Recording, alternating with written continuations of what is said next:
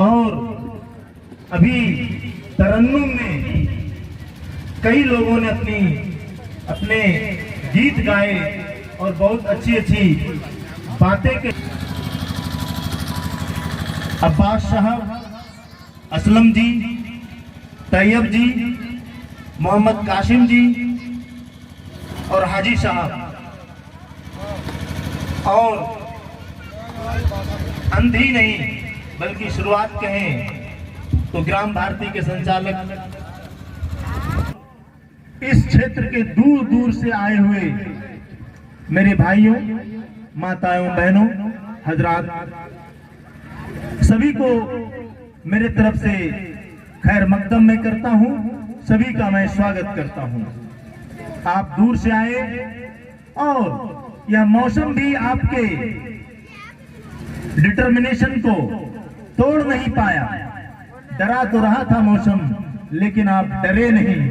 इसके लिए हम आप लोगों को और पूरा जनसुराज की टीम आपका सलाम करता है। जैसा कि हमारे पूर्व वक्ताओं ने बहुत सारी बातें कही हैं, आप लोग जानते होंगे कि मैं डॉक्टर केदार कुमार मंडल हूं, झाझा धपरी का रहने वाला हूं, दिल्ली विश्वविद्यालय में एसोसिएट प्रोफेसर हूं और जेएनयू से एमए, एमफिल और पीएचडी किया हूं। भारत सरकार मुझे यूएनओ में बोलने के लिए अपना डेलीगेट बना करके भेजा था, जहां कभी प्रधानमंत्री अटल बिहारी वाजपेयी भी बोले थे। और जितने भी प्रधानमंत्री होते हैं उसी सभा कक्ष में अपनी बात को रखते हैं। इसके अलावा मुझे लंदन, फ्रांस, मॉरिशस, दक्षिण अफ्रीका, इन सारे देशों में मुझे पढ़ने, रिसर्च करने का अवसर मिला। सरकार अपने तरफ से खर्चे से मुझे भेजी है। मेरी 5 किताबें भी हैं। मैं जनसुराज से बनने से पहले से ही जुड़ा था। 2 अक्टूबर के दिन, जिस दिन जनसुराज यहाँ बना था बिहार की धरती पर, उस दिन का मैं साक्षी हूँ। और जनसुराज जो पार्टी बनी, उसके बुद्धिजीवी जो पढ़े लिखे लोग हैं, उनकी कई मीटिंगें पार्टी बनने के पहले हो चुकी थी। उस मीटिंग में मैं दिल्ली से चल करके पटना कई मीटिंगों में आया हूं और अपना योगदान, अपना सलाह, अपनी बातें रख करके मैं गया हूं, जाता रहा हूं। तो साथियों, कहते हैं कि भारत 1947 में आजाद हुआ था, और जब आजाद हुआ था तो उस समय जितने भी राज्य थे वो सभी एक समान गरीब थे। थोड़ा बहुत हो सकता है कि कोई ज्यादा अमीर हो, लेकिन लगभग सभी राज्यों की स्थिति एक जैसी ही रही होगी। लेकिन इन 70 सालों में महाराष्ट्र,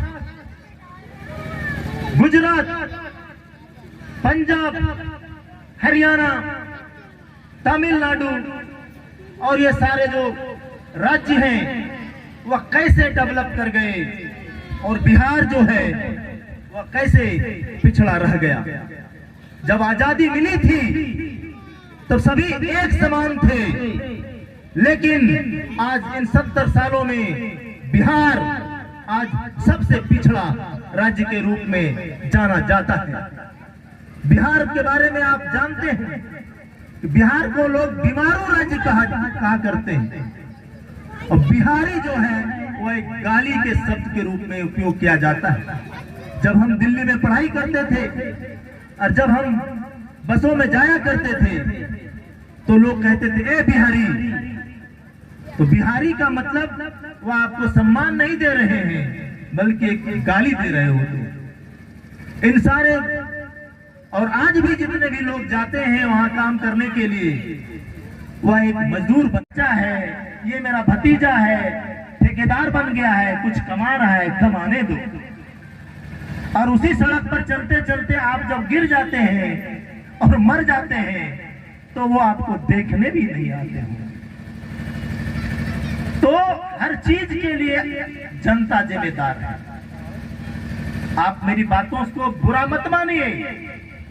जनता जिस दिन जग जाएगी, सत्ता पलट जाएगी, सरकार बदल जाएगी। जनता अपनी ताकत को नहीं समझती है। क्यों नहीं समझती है? इसीलिए नहीं समझती है कि हम लोग अशिक्षित हैं। हम लोगों को अशिक्षित रखने की कोशिशें हो रही हैं। स्कूलें बंद हो रही हैं। कितने स्कूलें बंद कर दी गई, कॉलेजेस बंद हो गए, यूनिवर्सिटियां जो है उसकी स्थिति बहुत खराब है। आपके बच्चे ना पढ़े और नेता जैसा कहते हैं उसकी हाँ में हाँ मिलाते जाइए, यही काम हो रहा है।